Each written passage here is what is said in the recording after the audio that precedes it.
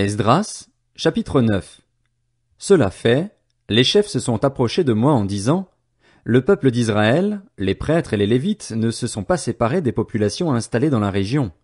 Ils imitent leurs pratiques abominables, oui, celles des Cananéens, des Hittites, des Phéréziens, des Jébusiens, des Ammonites, des Moabites, des Égyptiens et des Amoréens. En effet, ils ont pris certaines de leurs filles comme femmes pour eux et pour leurs fils. Ils ont mêlé la sainte lignée aux populations installées dans la région. Les chefs et les magistrats ont été les premiers à commettre cet acte d'infidélité. À cette nouvelle, j'ai déchiré mes vêtements et mon manteau, je me suis arraché les cheveux et la barbe et je me suis assis, accablé. À mes côtés se sont rassemblés tous ceux qui tremblaient devant les paroles prononcées par le Dieu d'Israël contre l'infidélité des exilés. Pour ma part, je suis resté assis, accablé, jusqu'à l'offrande du soir. Puis, au moment de l'offrande du soir, j'ai abandonné mon attitude d'humiliation, tout en gardant mes vêtements et mon manteau déchiré, suis tombé à genoux, ai tendu les mains vers l'Éternel, mon Dieu, et j'ai dit: Mon Dieu, je suis dans la confusion. J'ai honte, mon Dieu, de lever le visage vers toi, car nos fautes sont nombreuses au point de nous submerger et notre culpabilité est si grande qu'elle atteint le ciel.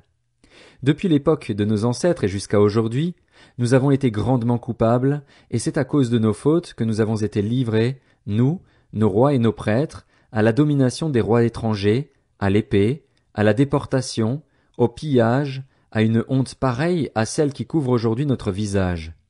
Pourtant, l'Éternel, notre Dieu, vient de nous faire grâce en nous laissant quelques rescapés et en nous permettant de nous installer dans son saint lieu, en rendant la clarté à notre regard et en nous redonnant un peu de vie au milieu de notre esclavage. Oui, nous sommes des esclaves, mais notre Dieu ne nous a pas abandonnés dans notre esclavage. Il a manifesté sa bonté en nous attirant la faveur des rois de Perse, en nous redonnant la vie afin que nous puissions reconstruire son temple et réparer ses ruines, et en nous fournissant un abri sûr en Juda et à Jérusalem. Et maintenant, notre Dieu, que pouvons-nous dire après cela? En effet, nous avons abandonné tes commandements, ceux que tu nous avais prescrits par l'intermédiaire de tes serviteurs les prophètes. Tu avais dit: Le pays dans lequel vous entrez pour en prendre possession est un pays souillé par les impuretés des populations installées dans la région, par les pratiques abominables dont elles l'ont rempli, d'un bout à l'autre, avec leur impureté. Ne donnez donc pas vos filles en mariage à leurs fils, et ne prenez pas leurs filles comme femmes pour vos fils. Ne recherchez jamais leur prospérité ni leur bien-être. Ainsi, vous deviendrez forts. Vous mangerez les meilleurs produits du pays et vous le laisserez en héritage perpétuel à vos fils.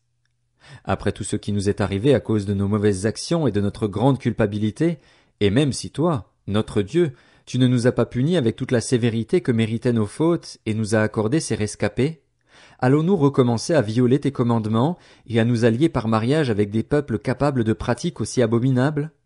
Ne t'irriterais-tu pas contre nous au point de nous exterminer, sans laisser ni reste ni rescapé? Éternel, Dieu d'Israël, tu es juste, car nous ne sommes plus, aujourd'hui, qu'un reste de rescapés. Nous voici devant toi avec notre culpabilité, alors que nous ne devrions pas pouvoir nous tenir ainsi devant toi. Esdras, chapitre 10. Pendant qu'Esdras faisait cette prière et cette confession, en pleurs, prosterné devant la maison de Dieu, une assemblée très nombreuse d'Israélites, hommes, femmes et enfants, s'était formée à ses côtés. En effet, le peuple pleurait abondamment. Alors Shekania, fils de Jéhiel, qui était un descendant d'Élam, prit la parole. Il dit à Esdras: Nous avons commis un acte d'infidélité envers notre Dieu.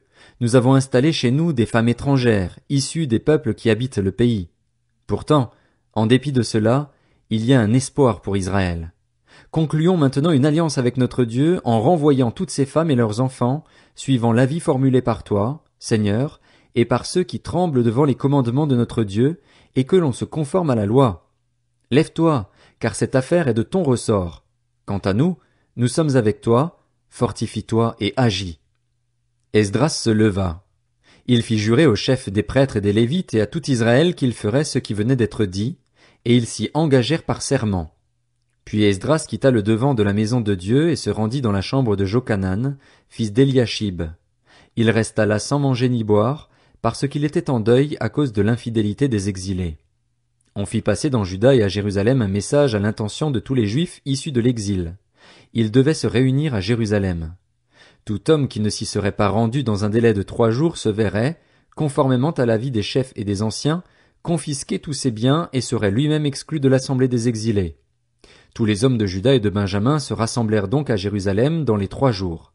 C'était le 20e jour du 9e mois. Tout le peuple s'installa sur la place de la maison de Dieu, tremblant à la fois à cause de la situation et en raison de la pluie. Le prêtre Esdras se leva et leur dit: Vous avez commis un acte d'infidélité. Vous avez installé chez vous des femmes étrangères, augmentant ainsi la culpabilité d'Israël. Confessez maintenant votre faute à l'Éternel, le Dieu de vos ancêtres, et faites ce qui lui plaît. Séparez-vous des populations du pays et des femmes étrangères. Toute l'assemblée répondit à voix haute: Nous nous considérons comme tenus de faire ce que tu as dit. Mais le peuple est nombreux, le temps est à la pluie et nous n'avons pas la force de rester dehors. D'ailleurs, ce n'est pas quelque chose qui peut se faire en 1 jour ou 2 seulement, car il y en a beaucoup parmi nous qui se sont rendus coupables de cet acte de révolte. Que nos chefs restent donc à la place de toute l'assemblée. Tous ceux qui, dans chacune de nos villes, ont installé chez eux des femmes étrangères viendront à des moments fixés, accompagnés des anciens et des juges de leur ville, jusqu'à ce que l'ardente colère provoquée chez notre Dieu par cette affaire se soit détournée de nous. Jonathan, fils d'Azaël, et Jaxia, fils de Tikva, furent les seuls à s'opposer à cette proposition, avec l'appui de Meshulam et du Lévite Shabtaï. Quant aux Juifs issus de l'exil, ils s'y conformèrent. On choisit le prêtre Esdras et des chefs de famille en les désignant tous nommément, et ils siégèrent le 1er jour du 10e mois pour s'occuper de l'affaire. Le 1er jour du 1er mois, ils avaient fini de traiter le cas de tous les hommes qui avaient installé chez eux des femmes étrangères. Dans les familles des prêtres, on en trouva plusieurs qui avaient installé chez eux des femmes étrangères. Parmi les descendants de Josué, fils de Jotsadak, et ses frères, il y avait Maazéja, Eliezer, Jarib et Guédalia. Ils s'engagèrent à renvoyer leurs femmes et à offrir un bélier en sacrifice de culpabilité. Parmi les descendants d'Imer, il y avait Anani et Zébadia. Parmi les descendants de Harim, Maazéja, Éli, Shemaéja, Jéiel et Ozias. Parmi les descendants de Pashur, Eljoénaï, Maazéja, Ismaël, Nathanaël, Josabad et Éléazar. Parmi les Lévites, il y avait Josabad, Shiméi, Kélaja, c'est-à-dire Kélita, Pétashja, Juda et Éliezer. Parmi les musiciens, Eliashib, parmi les portiers, Shalom, Télem et Uri. Dans le peuple d'Israël, il y avait, parmi les descendants de Paréosh, Ramia, Jizija, Malkija, Mijamin, Éléazar, Malkija et Benaja.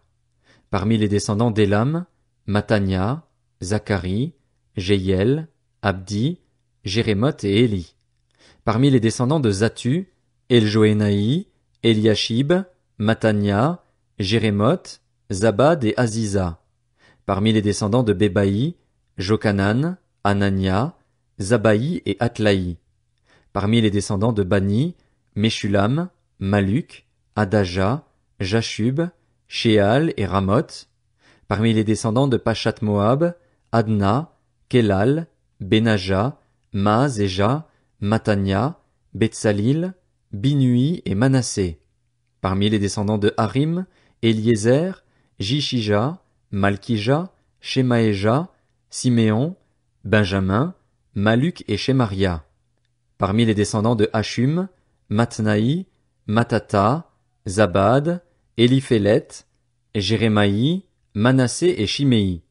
Parmi les descendants de Bani, Maadaï, Amram, Uel, Benaja, Bédia, Kéluhu, Vania, Mérémoth, Eliashib, Matania, Matnaï, Jaazaï, Bani, Binui, Shiméi, Shélémia, Nathan, Adaja, Maknadbaï, Shashaï, Sharaï, Azaril, Shélémia, Shemaria, Shalom, Amaria et Joseph.